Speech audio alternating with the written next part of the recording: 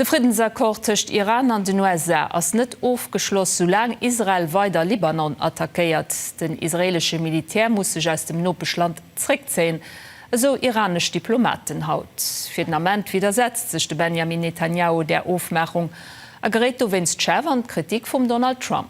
Mei dazu an einer Nachrichten aus dem Ausland resümierten Petzberts.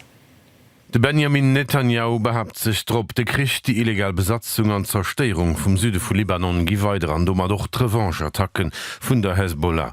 Haut hunn israelisch Kampfflieger obeneiz die libanese Staat Nabatieh bombardéiert. Den Donald Trump riecht vum G7 aus mat den andere Staats- und Regierungschefen en Appell und de Benjamin Netanyahu fir eng Direktwafferou. Israel awer ass bemeit all Friedensaufkommes mat Iran zen erwanderen a refuséiert den Akkor ob eng Wafferou spätstens freidig soll den Text vom Aufkommes dann öffentlich gehen.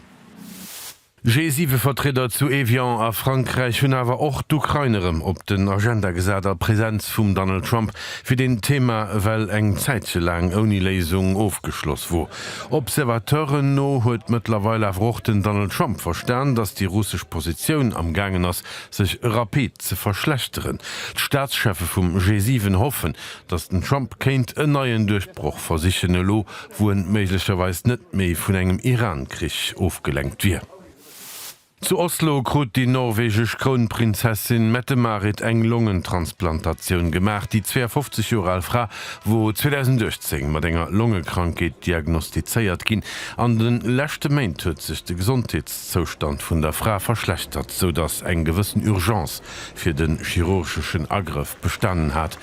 Der Spezialistin am Spital no wird die Operation gut verlaufen. Mit Mette-Marit misst ein paar Wochen eine Observation am Spital bleiben.